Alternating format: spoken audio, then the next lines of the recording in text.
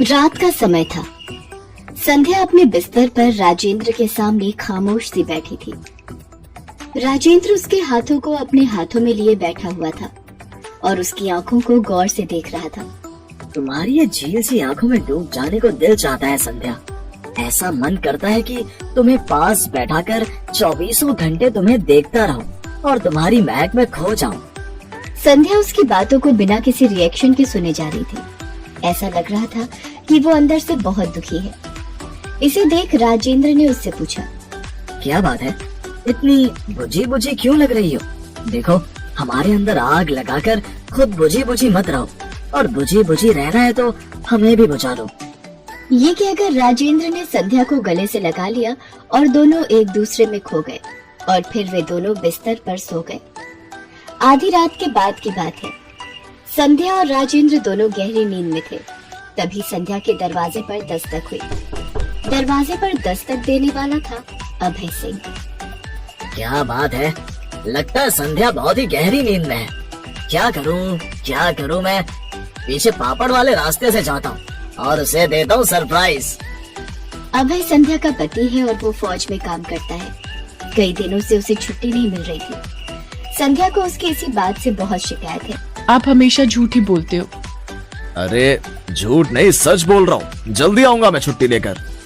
1 साल से यही कह रहे हो आप, लेकिन आपकी जल्दी वाली तारीख कब आएगी पता नहीं। देख, ज्यादा नाराज मत हो। तुझे पता है ना, फौजी का सबसे बड़ा धर्म देश सेवा है। जी पता है, इसलिए तो मुझे आप पर गर्व है। जब कोई मुझे कहता है कि मैं फौजी की बीवी हूँ तो गर्व से मेरा सिर ऊंचा हो जाता है। सुन, अब मैं रखता हूँ, पीटी का टाइम हो गया है। संध्या और अभय की शादी को 3 साल हो गए हैं। अभय संध्या को बहुत प्यार करता है। संध्या भी उसे बहुत चाहती है। शादी की पहली रात की वो बात याद कर उसके मन में अब भी गुदगुदी होती है, जब अभय ने उसके लिए एक प्यारा सा गाना गाया था।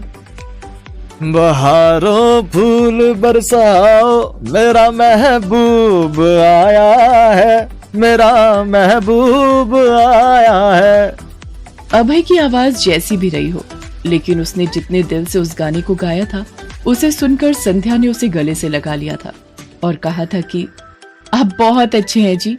मैं डर रही थी कि एक फौजी से मेरी शादी हो रही है, ना जाने कितने अनुशासन में मुझे रहना होगा, लेकिन आप तो फौजी के साथ साथ प्रेमी भी हैं।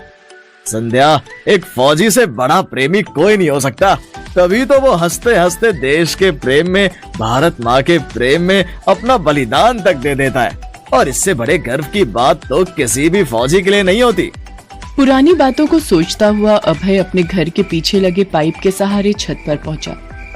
छत की चाबी उसके पास थी ही, लेकिन अंधेरा होने के कारण उसका हाथ छत की रेलिंग पर रखे एक गमले पर जा लगा और गमला एक जोरदार आवाज के साथ छत पर गिर पड़ा।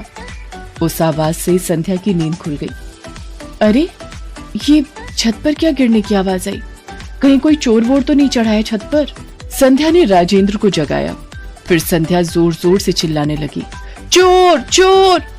संध्या की चोर चोर की आवाज जैसे ही अभय ने सुनी, वो ऊपर से ही चिल्लाते हुए बोला, अरे संध्या, चोर नहीं है, मैं हूँ।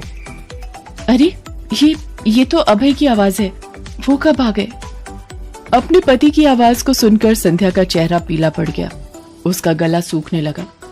उसे समझ नहीं आ रहा था कि वो क्या करे और क्या ना करे। उसने राजेंद्र को वहां से किसी तरह निकलने के लिए कहा, राजेंद्र, मेरे पति आ गए हैं, तुम जल्दी से यहाँ से भाग जाओ, नहीं तो बहुत गड़बड़ हो। संध्या ने आगे वाला दरवाजा खोला और राजेंद्र वहां से भाग गया। इस बीच अभय छत से नीचे उतर आया था। उसे देख संध्या के चेहरे पर पसीना आ गया। क्या बात है, तुम्हारा चेहरा इस तरह उड़ा हुआ क्यों है? मुझे देखकर खुशी नहीं हुई क्या? उसे देख संध्या के चेहरे पर पसीना आ गया। खुशी? हाँ, खुशी तो बहुत हुई है, लेकिन ये आप अचानक कैसे आ गए? हाँ, क्यों? कोई गलती कर दी क्या मैंने अचानक आकर? अरे, ये कैसी बातें कर रहे हैं आप? मैंने सोचा कि तुम्हें हमेशा मुझसे शिकायत रहती है कि मुझे छुट्टी नहीं मिलती, इसलिए जब मुझे इस बार छुट्टी मिली तो मैंने तुम्हें बताया नहीं, बल्कि सरप्राइज देने आ गया। क्यों, कैसा लगा मेरा सरप्राइज? ये कहकर अभय ने संध्या को अपनी बाहों में भर लिया। तुमने बताया नहीं संध्या, कैसा लगा मेरा सरप्राइज? बहुत अच्छा। इससे अच्छा तो कुछ भी नहीं हो सकता कि आप मेरे पास रहें, मेरे साथ रहें। संध्या अभय से बातें तो कर रही थी, लेकिन उसकी बातों में वो गर्मजोशी नहीं थी जो पहले हुआ करती थी। अभय ने इस बात को नोटिस तो किया, लेकिन उसने उसे कुछ नहीं कहा। अगली सुबह भी संध्या का चेहरा उतरा ही लगा तो क्या बात है संध्या, तुम्हारी तबीयत तो ठीक है ना? तुम इतनी उदास सी क्यों लग रही हो? अरे नहीं जी, ये आप कैसी बातें कर रहे हैं? आप आएंगे और मैं उदास रहूंगी? अरे मेरी जिंदगी की सबसे बड़ी खुशी तो आप हैं। संध्या ने ये बात कह तो दी, लेकिन अभय उसकी बातों से संतुष्ट नहीं हुआ। लेकिन अभय को कुछ न कुछ कमी संध्या के बर्ताव में लग रही थी। इस बीच उसने ये भी देखा कि संध्या किसी से छिपकर फोन पर बातें करती है, और बातों के बाद उसके चेहरे पर टेंशन की लकीरें साफ देखी जा सकती थी। एक दिन, सुनो, तुम्हें पता है ना मेरे पति आए हुए हैं, देखो प्लीज मुझे फोन मत करो, मेरी हंसती खेलती जिंदगी में आग मत लगाओ राजेंद्र। और जो आग इधर लगी है उसका क्या करूं? देखो तुम जो बोलते हो वो मैं करती हूँ ना, कुछ दिन तो मुझे छोड़ दो। ये कहकर संध्या ने फोन रख दिया। हालांकि राजेंद्र फोन रखने के बाद भी उसे बार बार कॉल करता रहा। तंग आकर संध्या ने फोन स्विच ऑफ कर दिया। लेकिन उस दिन उसकी ये हरकत अभय ने देख ली और उसे बुलाकर कहा, संध्या, मुझे तुमसे एक बात पूछनी है। जी पूछिए ना।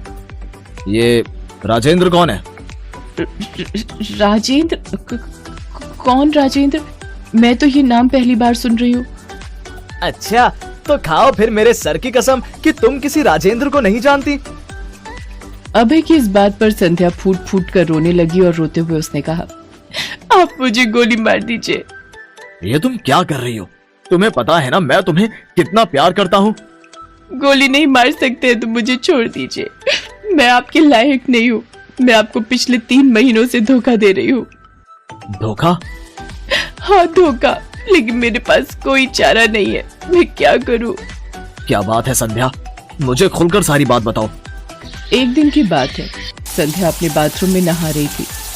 सजना है मुझे सजना के लिए, सजना है मुझे सजना के लिए। लेकिन संध्या को पता नहीं था कि उसी की मोहल्ले में रहने वाला राजेंद्र मोबाइल से उसकी वीडियो बना रहा है। उसे पता तब लगा जब उसके फोन पर अनजाने नंबर से एक वीडियो आया, और जैसे ही उसने उसे क्लिक किया उसके पैरों तले की जमीन खिसक गई। उसके हाथ पैर कांपने लगे। अरे ये तो मैं हूँ। मेरी वीडियो किसने बना ली? वो उस नंबर पर कॉल बैक करना चाहती थी, लेकिन उसे इतना डर लग रहा था कि वो चुपचाप बैठी रही। तभी उस नंबर से उधर से कॉल आया। हेलो। वीडियो तो मिल गया ना, कैसा लगा? कौन हो तुम? आपके पीठ का वो काला तिल जो है ना, कसम से दिल आ गया है हमारा उस पर। ये सब क्या बकवास कर रहे हो तुम? देखो तुम्हें पता है ना मेरे पति फौजी हैं। हाँ भाभी जी, पता तो है, लेकिन आपको ये पता नहीं है कि मेरे एक क्लिक पर पूरे इंडिया में आपका ये वीडियो वायरल हो जाएगा, और फिर आपके फौजी पति की इज्जत समझ रही है ना आप?